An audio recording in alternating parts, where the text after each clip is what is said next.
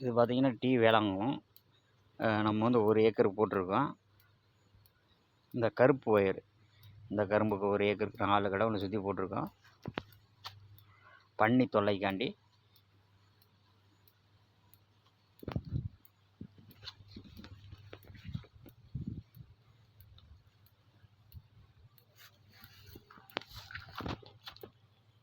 கம்பு ஊண்டி போட்டிருக்கோம்.